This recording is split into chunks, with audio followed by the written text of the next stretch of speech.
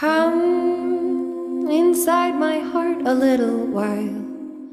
Come closer with the honey of your song. Your dance is a code, is a pathway to what's given. I am learning how to listen. Hello, friends, and thank you for joining me for this really special podcast today. I have a special friend, Leah Sonaria, coming on to share with us her wisdom of her path.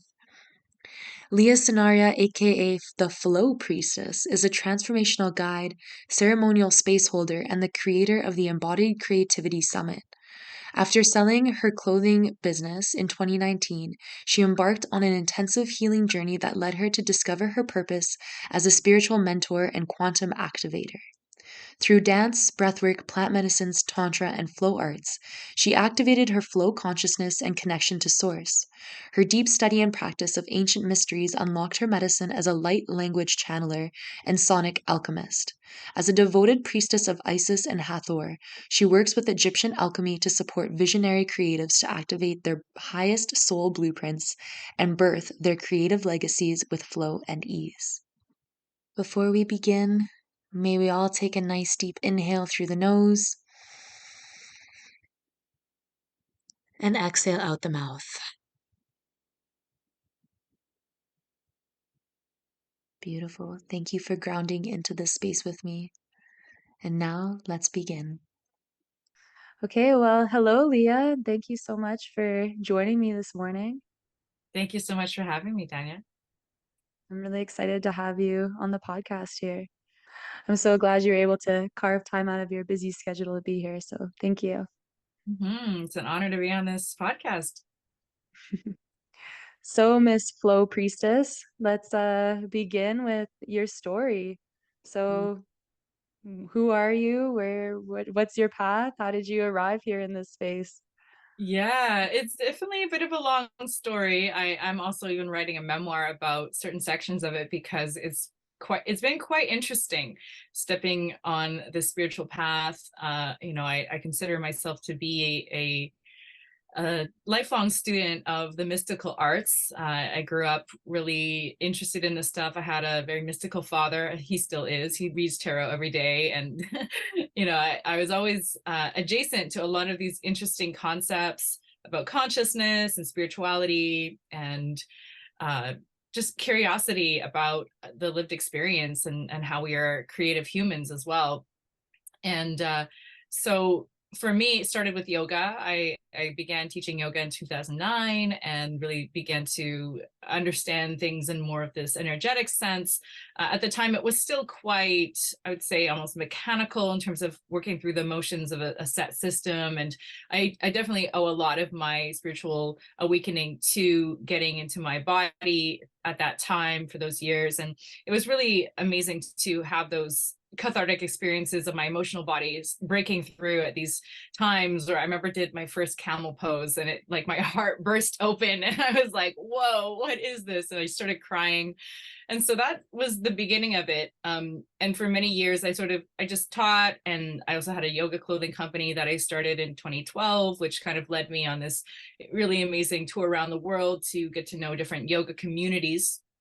And but at the same time, I was still very sort of guarded against this understanding of the divine and God. It was still very conceptual for me. It didn't quite resonate because I still had this apprehension against religion and things like that. I wasn't raised religious, but I never really had that direct experience, so I just couldn't own that as part of my truth that God existed until it was 2019 when I had sort of my dark night of the soul happened and a big breakdown occurred in my life. I had an 11-year relationship and after we just purchased a home, I thought he was going to be my forever person and we were going to start a family together. It was actually my doing. I ended up betraying him, and there was a part of me that I met that I didn't even recognize. I was like, who is this person? Who is this this betrayer? Which it didn't seem like my character, but there was some part of me that was basically shoving me out of the tower so that I could have this sort of rebirth experience, this death and rebirth experience Also, at the same time, my company wasn't doing so well. I had a lot of staff, a lot of financial pressures, and I had to let go of my staff and take a lot of it on myself. And then I was kind of miserable because I was doing a lot of the grunt work again and just in constant stress. And my health had really diminished over those years too, because I wasn't really into my practice. I wasn't teaching anymore, and I wasn't in my body. And so when all that happened, I somehow, by some miraculous grace of the goddess, found a buyer, and I went through the motions of selling my company, and everything closed about 3 months before the pandemic hit.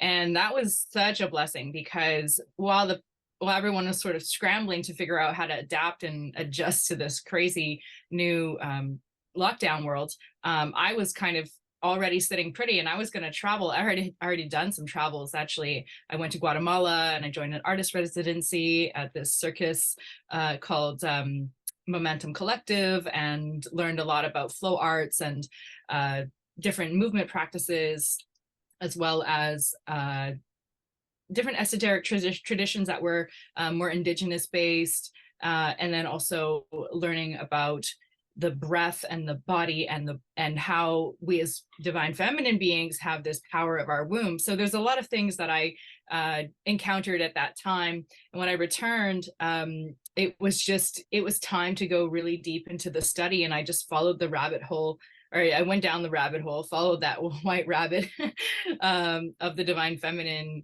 priestess path. And that led me into some really interesting experiences, ceremonial experiences online, where I just all of a sudden would feel these releases, these even more catharsis than I'd ever experienced with yoga, but it was through dance and through this different exploration of my body intelligence and how that was beginning to come online.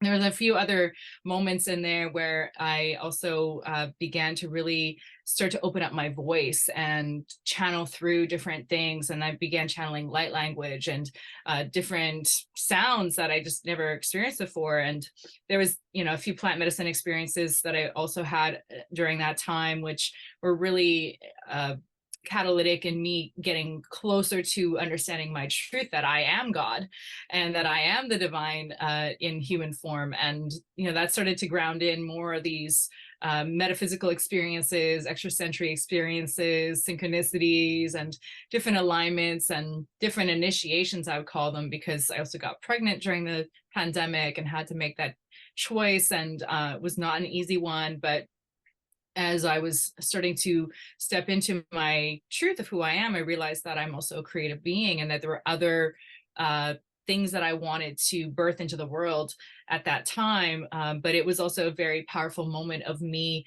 meeting the dark goddess, meeting Kali, and looking at death as a necessary part of the rebirth, and seeing where she would help steward me through those bardos, those underworld realms where it's not so easy to let yourself die or let something die in service to the rebirth. So there's many different pieces to this journey, but now I feel very blessed that I found the Egyptian lineage path, which is the one that I specialize in now. And as I was going through my training with my teacher, who is an Egyptian Isis priestess named Leah, I really began to get to know these archetypal energies on a more intimate level. And they began to really work with me and through me to open up my higher capacities for healing, for opening up the vocal alchemy that comes through me now as a specific language that I channel from the Neteru, which is the Egyptian name for the deities of the Egyptian pantheon. And so everything was just starting to line up. And last year I went to Egypt for 3 months and really had that deeper initiation of getting to know these sacred frequencies and how to work with them and how to understand myself as more of a multidimensional being that has lived many past lives, and that has also, experienced a powerful up-leveling within this lifetime as a gift from the divine, so that I can be in greater service and continue to support those who are also on this journey to open themselves up as creative beings, as ones that are here to be the solutionaries for some of the things that we're still grappling with right now on this planet. So that's my journey in a nutshell. There's a lot more to it, but I'll leave it at that. Wow, thank you so much. That was a beautiful nutshell. It's quite full. Yeah, I like to Sounds like pack my nutshells.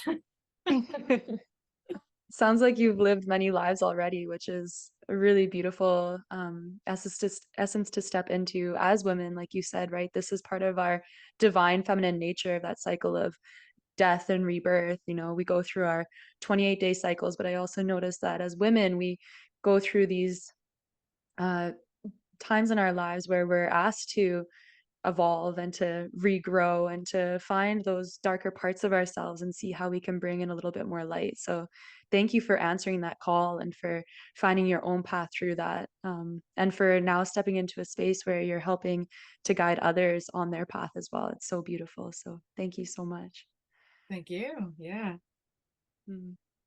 So, yeah, you brought up quite a lot of beautiful aspects here, with the mystical arts and tarot and yoga being the first step in your journey. And I do find that many people that I meet that are on this path of well-being or wellness or holistic medicine or whatever you want to call it, that seems to kind of be a seed that usually is planted that initiates people on this path. Because as you said, many of us grow up kind of as spiritual orphans these days, and we don't have a specific religion that we follow, and we don't have these paths that are taught to us, about ancient wisdom and about earth-based spirituality and how to connect with the realms that are outside of what we feel in this physical form, right? So it's really beautiful to hear that that is what planted the seed for you then to keep walking on this path of traveling and, going and hanging out with Momentum Collective. And I'm hoping that John will join us one day on this podcast. I reached out an invitation to him. So John, if you're listening, Yeah, this is I the love John. invitation I get. Beautiful, um, that one. Mm-hmm. he is, yeah. And then, yeah, it seems like it's quite, um, a common path that as people are walking this journey, that they find this space of darkness where they get kind of, um, called to shed everything and rebuild, right? And I like to call that the quantum leap. And it sounds like this was a really powerful time for you to let go of what was no longer serving you in that moment and instead find what you needed in this moment, and tapping into that ability of the sacred no as well, which is so potent, especially as women. I find that we have such a hard time laying down those boundaries in our modern society. So, again, thank you for doing that and for being um, an inspiration in that realm as well.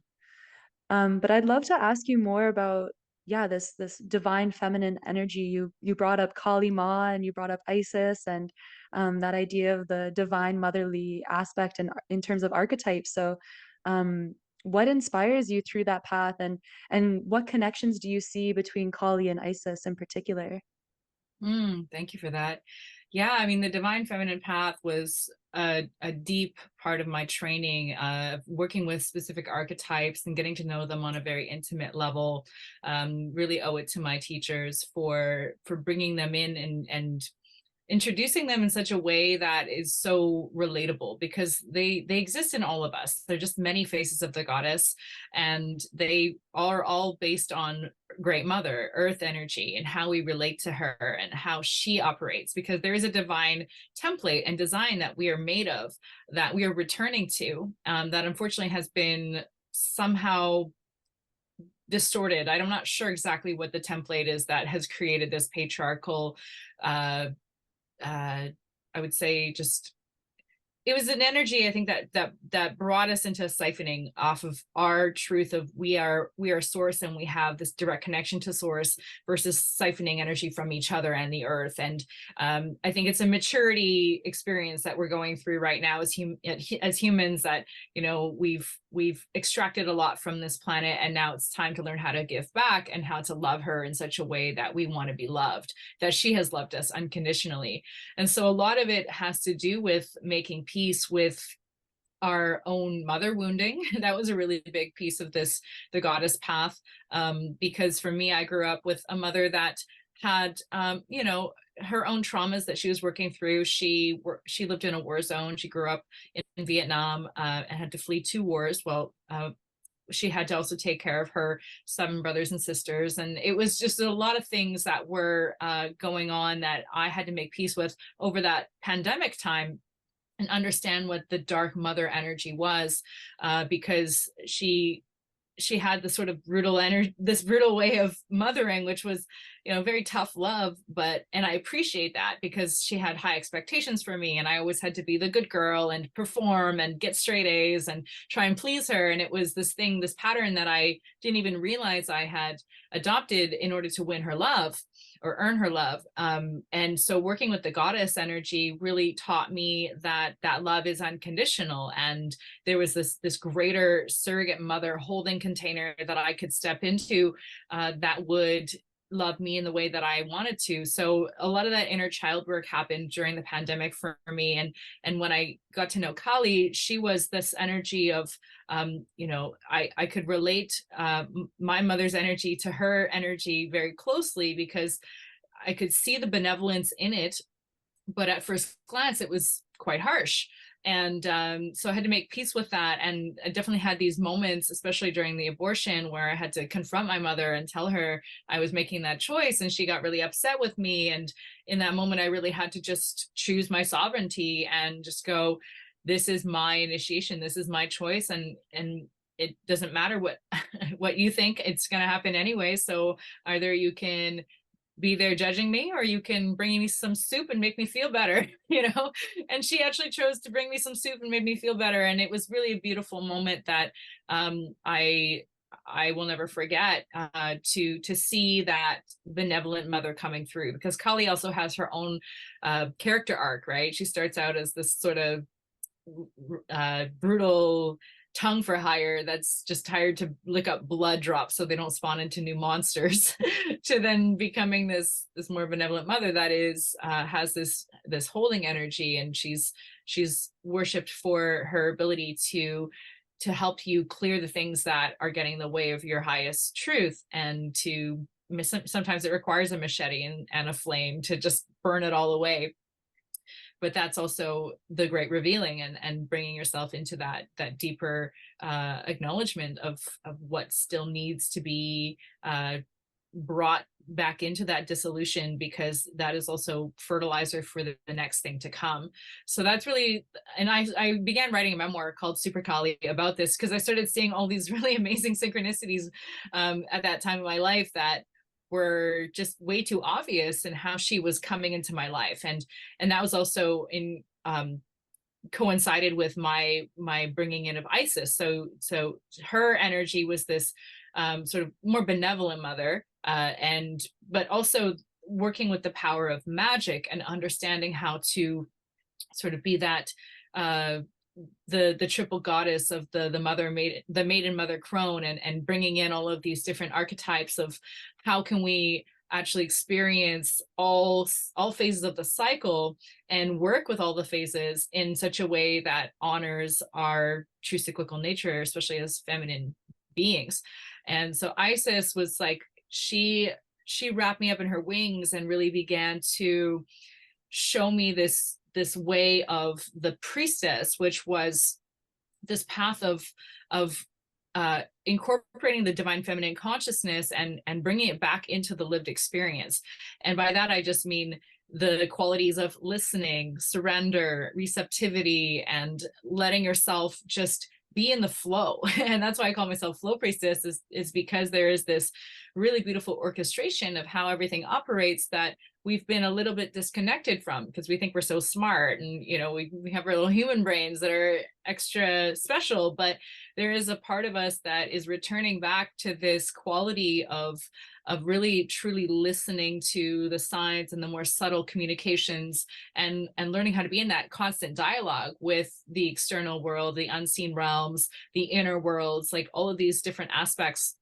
So Isis, she really kind of was that anchor for me to bring me into that sense of safety, so that as I was moving through these experiences, I wouldn't feel like I'm going crazy. Because of course, when you're on this mystical path, weird shit happens and it can feel really disorienting. There's definitely these moments where I'm like, did that really happen? Did that tree just talk to me? Like, am I on something? Like, and of course, plant medicines were a part of that. I also was communing with cannabis fairly frequently at that time too. So that helped to open up certain capacities. And for me, it was just also looking at things in more of this metaphorical sense and not seeing things as linearly, really looking at a flower and seeing it as a code and receiving that code as a transmission. And I would go for these walks during the pandemic and just look at the flowers, and I'd just get all this information, but I couldn't quite interpret it. And I kind of knew that there was something being communicated to me. But as I was starting on my writing journey, then things started to click in. I would be able to unpack what that was actually trying to say to me. So there was many moments there where I was just really kind of in this deeper contemplation or inquiry about the nature of our world. And there's a lot of things that I've learned since then about the ancient ways and sacred technologies and geometries and the makeup of this planet in its beautiful spiral sense that keeps fractalizing out and out and out and out, and on the macro and the micro levels. And it's just so fascinating to me that, for whatever reason, these have not been taught. But when I followed this priestess path, and it's really the path of the rose, path of the Magdalene. That's another thing I'll mention, is that Magdalene and Isis are very closely linked because Magdalene was a priestess of Isis. So she was a devotee of that lineage as well. And she walked with Yeshua in this beautiful divine union energy that really was there to model and exemplify what the highest forms of love look like, the highest forms of service, and the highest forms of true outpouring from the heart of what it means to really make an impact and have that level of just true resonance with the higher realms. Like, how can we embody the divine? That was really something that intrigued me as well, because then I started seeing my own love story unfold in this beautiful way as well, to mirror some of these ancient templates that, the stories kind of continue to reemerge over and over again. You can start to see certain patterns and themes come through, which I just think is so interesting, because like when we're actually living mythologically and we can start to adopt those archetypal energies and see how they actually mirror and parallel what we're experiencing in this modern world, it's no mistake that they're coming back right now, because I think they're there to remind us who we truly are. Wow, thank you so much. That's so beautiful, and so much potency in this path of the priestess. Um, and I love how you really are connecting this all back to uh, the potency of flowers as well. You were talking a lot about getting downloads from flowers and noticing that the sacred geometry in the universe, but also in the path of the priesthood, and particularly the rose priestess path.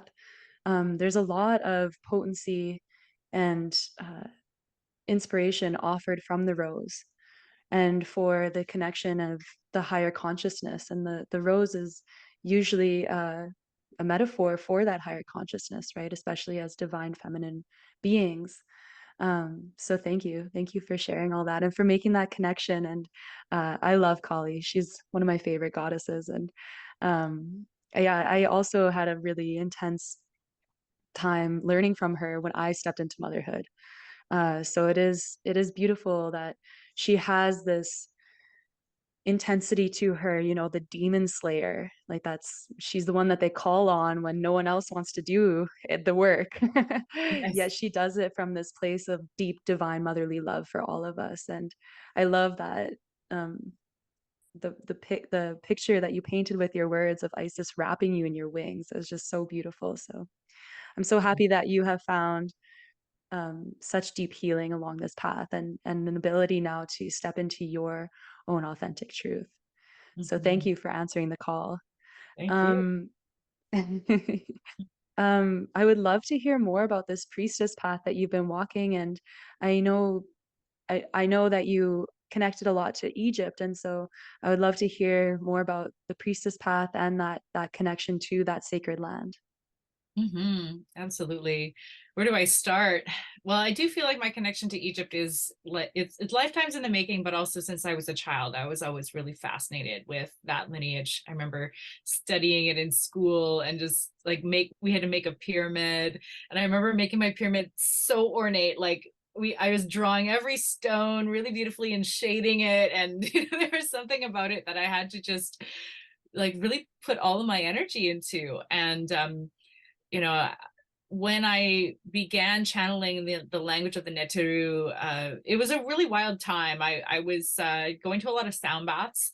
One of my friends opened up a beautiful sound space in Vancouver, and these crystal bowls were just speaking to me. And some of them had the Magdalene frequency. And I was just learning also that this was even a thing, that certain objects can resonate at a certain frequency and that they can carry that transmission.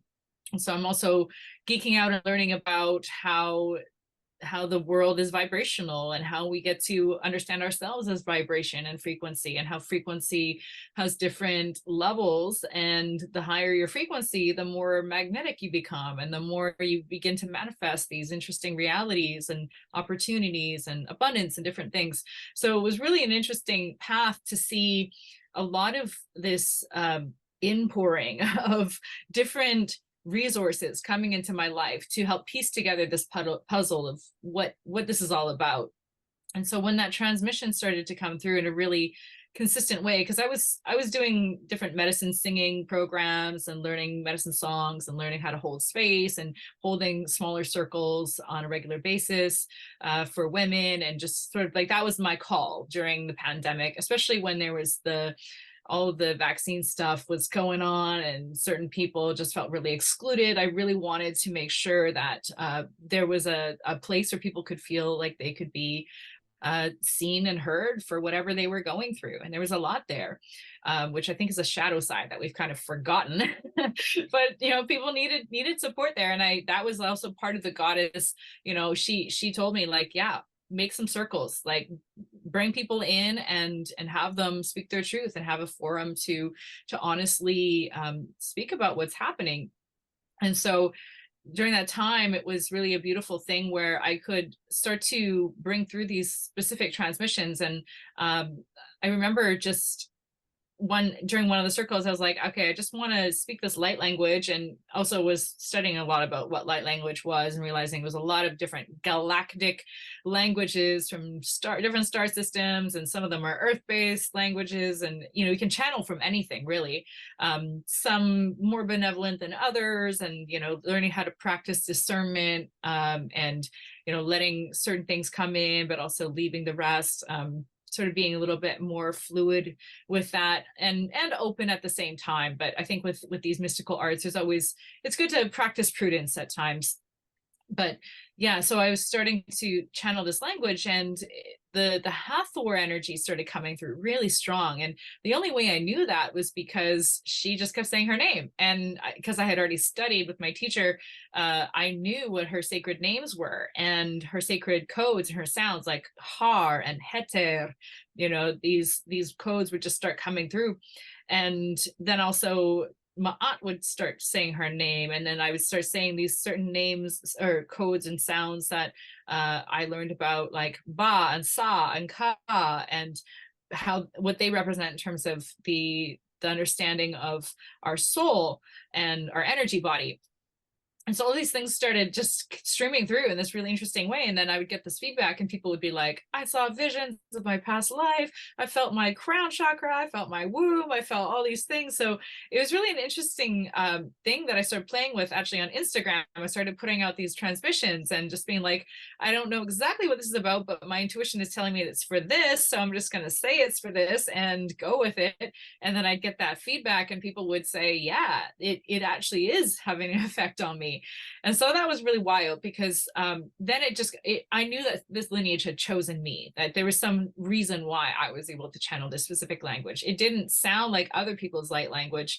It was definitely a lot more precise and very simple in a way. Like there aren't very many words with this specific language, but I've learned since then that there's a power in the sequencing of how everything is threaded together that creates the geometry. And it's actually not a linear language at all. It has a multi-dimensional effect on people. I actually just came from a retreat in the States this past weekend where I channeled it through, and because the people that were there were quite energetically sensitive, they could really feel what was happening and how like the field was being affected by the language, which is such an interesting thing, is that we're also realizing that the space around us is full of information. It's the ether, and there's these dynamics and how it operates.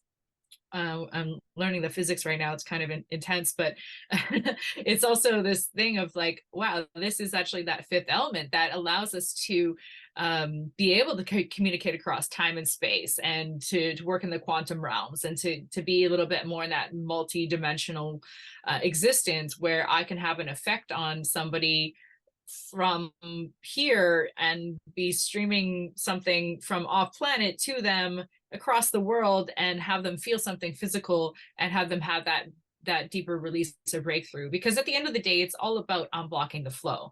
It's all about bringing yourself back into that full movement of how is the energy meant to circulate? How is it meant to be passed on? Same goes for money. It's like, how are we learning how to not hoard things and sit on them, but how can we actually put them to use and allow that to come back around? So the Egyptian lineage really is all about the circulation of energy. And it's the same thing that they've been speaking about in the yogic traditions and the Taoist traditions. And there's like many other traditions that talk about all of this. But the specific technology of the Egyptian magic, Heka, as it's called, is very precise, and it has a deep connection to those lands. So when I was there, there was something about those stones and those temples, as many report, they're very alive. They hold a frequency, they transmit. I remember putting my forehead up against certain walls, and especially ones with ankhs on them, and I would just like get this zing into my third eye, and I'd be like, oh, I just got a download. I'm not sure exactly what that was about, but I got something. And then also starting to really feel into this sort of continuum of our reality, that things aren't just one lifetime and you're done.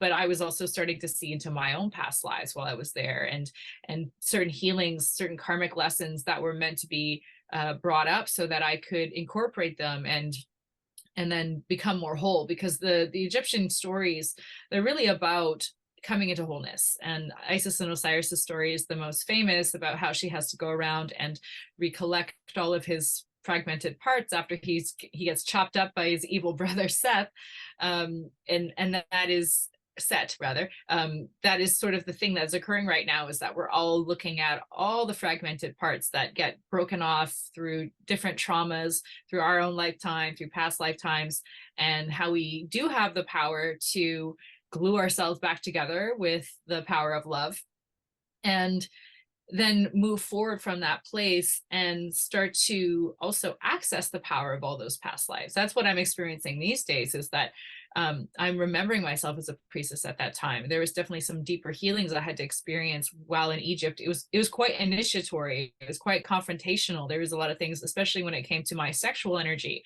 how I was using that, different manipulations that I had not really clued into that I was doing. And there's a lot of things that occur also when you're in those spaces where you start to feel yourself embody the perpetrator, like the betrayer, the one who did the bad thing, and how do you make peace with that? And then sometimes you're the victim and you're like, whoa, okay, how do I forgive? So it does kind of come back to basics when it comes to the healing and what the healing balms are, which are just compassion and forgiveness usually. But how to do that in a lived way, and to also know that there is something that is beyond us that is supporting us in that way. So the last thing I'll say is that, those lands, I believe, are really charged up because they had some off-planet support coming in. There was some intelligences that taught us how to build the pyramids and how to erect these megalithic structures that we still don't quite understand how they did it physically. I have a hunch that it has to do with sound and vibration and certain specific energetic technologies. And we are learning that we, do have some galactic heritage, and that there have been some past civilizations that were way more advanced and had certain connections to the stars that, again, taught them things. And the Great Floods kind of wiped out a lot of that information, but now we're starting to remember that as we step into our healing and begin to clear out some of the gunk and blockages and conditioning that has gotten in the way of us knowing that kind of thing. Because it's a knowing, it's a feeling. It's not so much it's like not a heady kind of knowledge. It's a really embodied knowledge. And for me, really going through those spaces and dancing through them and letting myself just feel into what was there really supported me. And I'm still unpacking that experience, and I'm going to be going back in a month. So there's a lot there that, those lands have for me. But it's really this special connection I have, especially with Hathor. Just coming back to her, she's the cow goddess. So she really is like all about nurturing and bringing her breast to your mouth so you can drink and be resourced in such a way that you can actually create from a higher place, and that you can also be liberated in knowing that you are the temple, you are the crucible for whatever wants to come through you. And there's a lot more I can say about her, but yeah, I'll leave it at that. Thank you so much. I love hearing your wisdom. You could talk for hours, and I'd just be sitting here in awe the whole time. So thank you. Yeah. Yeah, there's very few places around the world that are still so energetically charged, right? And for me, that's what this healing of the mother wound, as you called it, or the healing of the divine feminine, as we've seen this big movement all of a sudden of anti-patriarchy, that's what it means for me, is exactly what you said, is our world has, our common collective consciousness has stepped into this realm of being more heady, of being more logical, of being more linear. And that, to me, is what this feminine aspect represents, is how can we step more into that space of embodiment.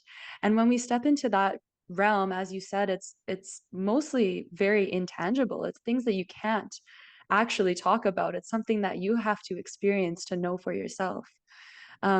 So I really agree with you on a lot of those points, and thank you for bringing those up. And for myself, I study a lot of the Vedic lineage, and in that lineage, they talk a lot about the divine feminine and the divine masculine. As we look at these Vedic gods and goddesses, these deities, there's always a consort. There's not just one without the other. They all have a marriage or a partner that they need to actually thrive and to be in this space. So it's really inspiring seeing people like you that are lit up by this idea of balance and are now literally dedicating your life's work and your life's path to that. So thank you for that.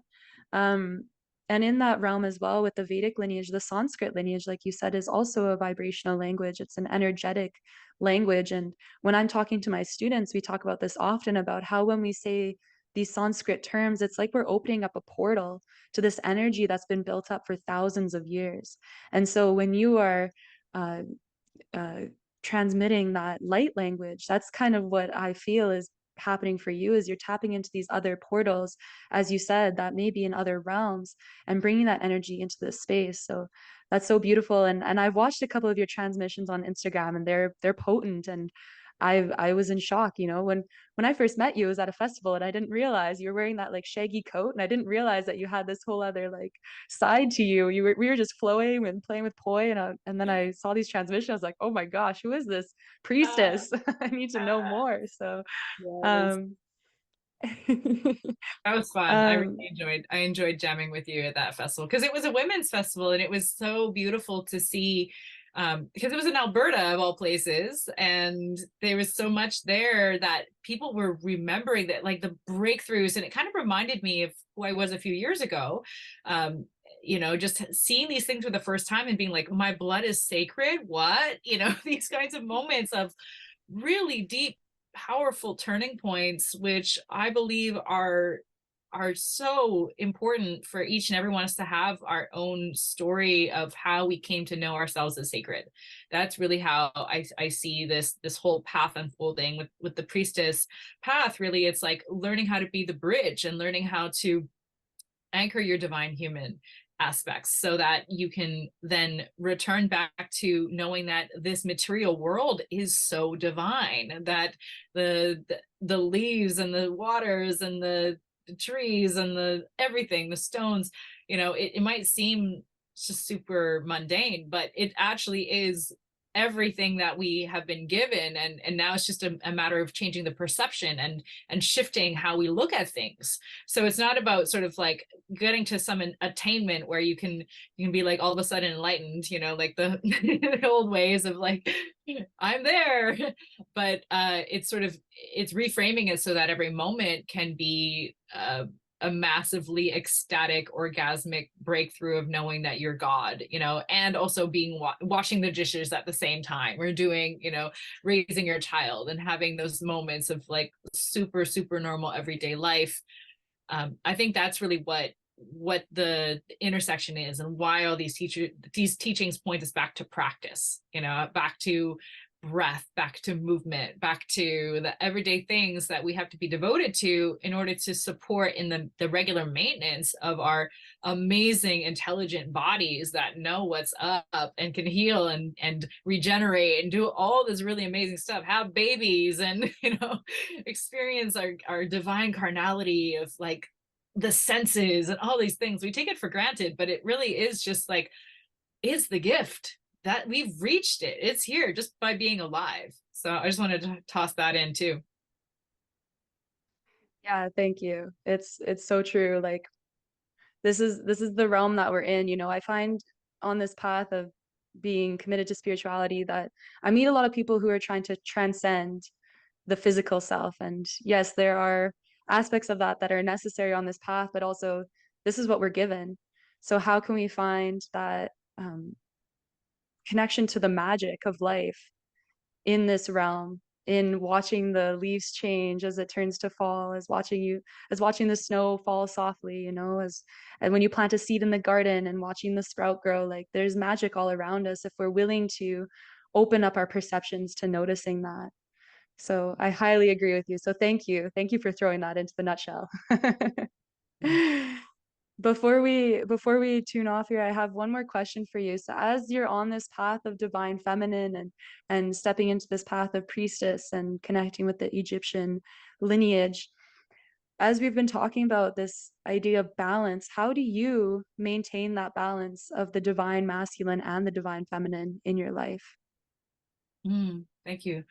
Well, balance is never stagnant, because stagnation is death, and nobody wants to just try and teeter on those scales and be like, So it's really about flow, right? It's about the dance of how these energies are constantly pendulating and oscillating back and forth, and how they pull on each other, and how they contract and expand, and how I did this opposite. That's funny. My hands moved in the opposite direction when I said contraction and expansion, but it's like the chaos and the order, right? They are the same thing, right? How we approach that, how we work with them, how we work with the polarities of the light and the dark, the masculine and the feminine, the good and the bad, all of these things that in our dualistic mindset really seem very separate, but in the unity consciousness they are one and the same, and we're trying to make a case for that. How do we actually embrace both and integrate both, because both require the same thing. They all require love and attention.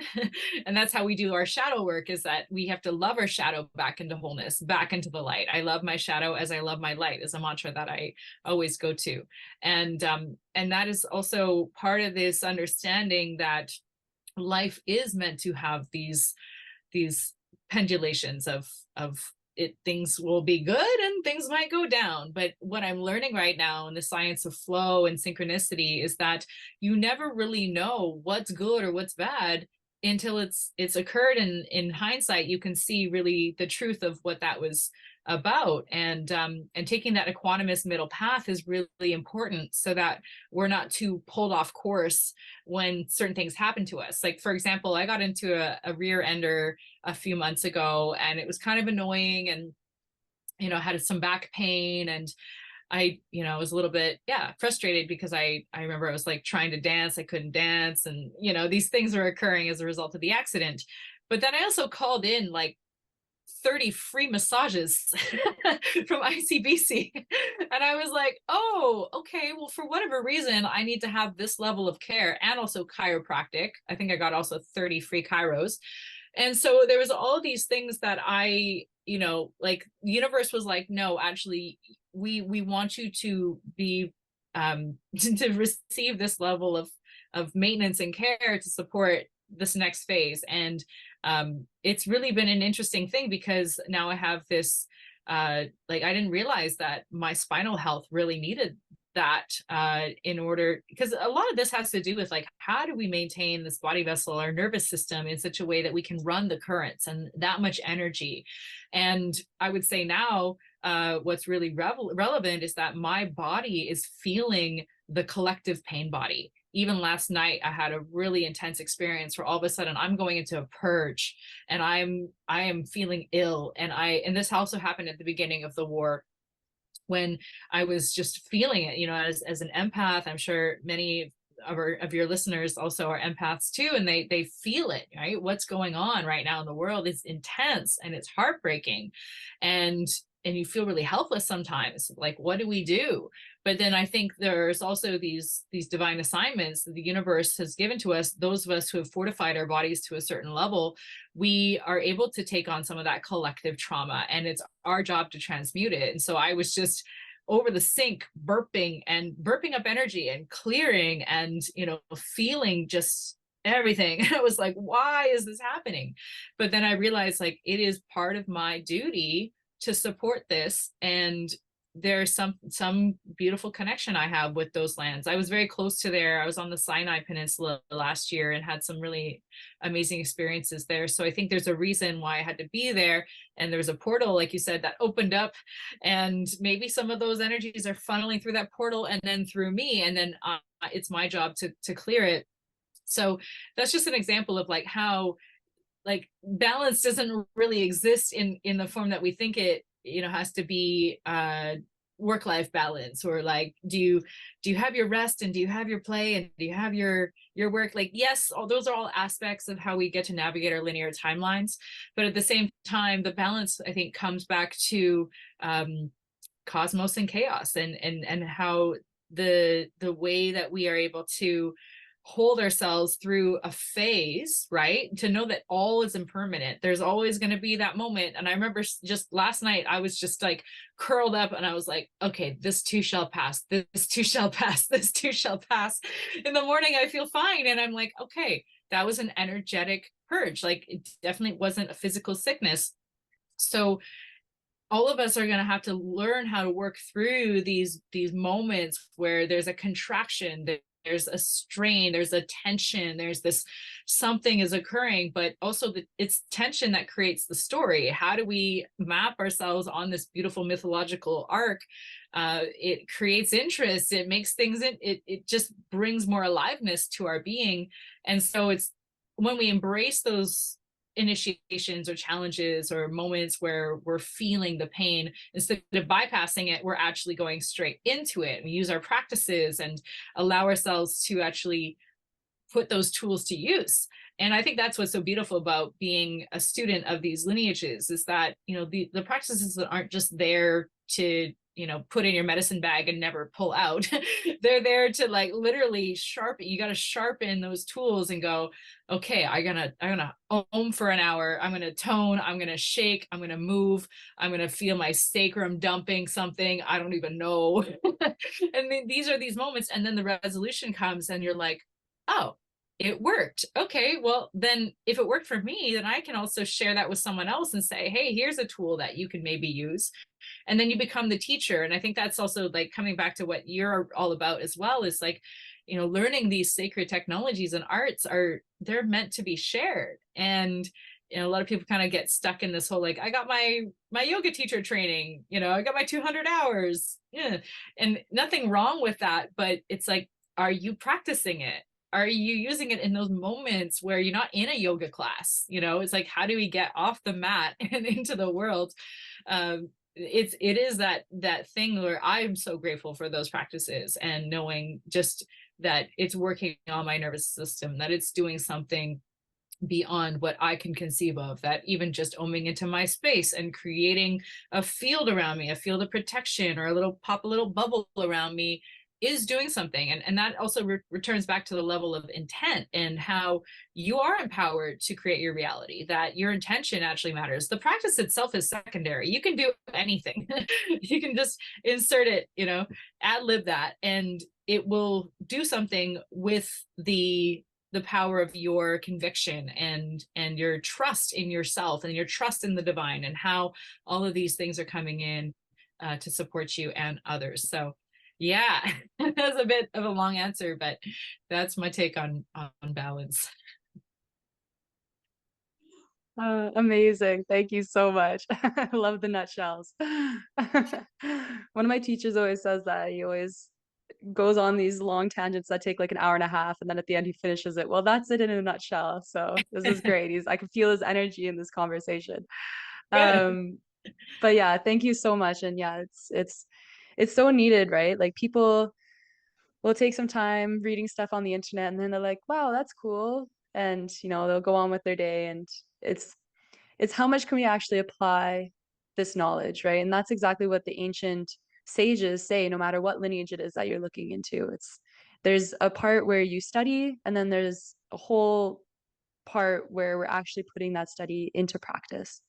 And what comes from that practice? Can we feel in our body what comes from that practice? Can we feel our spine unwinding as we are practicing breath work, or as we are practicing movement or flow arts, or invoking light language, whatever it is, right? So it's a very important piece. So thank you for finishing off our conversation with such wisdom, and thank you so much again for your beautiful presence, and for joining me here on this podcast this morning. Thank you so much, Danya. It's been a delight, and I wish you all the best with this beautiful project that you've started. Thank you. Yeah, and I'm really happy that you were the first, so thank you. Hey. Yeah. Thank you all so much for tuning in today. What a beautiful opportunity it was to connect with Leah on a deeper level and to share that wisdom with all of you. So thank you for being here, and thank you, Leah. If you would like to stay connected with Leah, you can find her on Instagram at Flow Priestess. That's FlowPriestess. Her website is www.flowpriestess.com, and her Facebook group is known as the Flow Temple Collective. She offers many different beautiful opportunities for you to dive deep into yourself, including private Egyptian Reiki energy attunements. And she has an upcoming Isis initiation priestess retreat happening in February of 2024. You can find the information for both of those offerings on her website, again, www.flowpriestess.com. My name is Danya Buak. I am the lead facilitator and founder of Wild Song Yoga School. Thank you all so much for tuning in and for stepping into this space of learning and growing with these potent wisdom keepers. It is a deep honor and a deep blessing to be here curating and magically weaving all of this knowledge for you. So thank you so much. From my heart to each and every one of yours, namaste.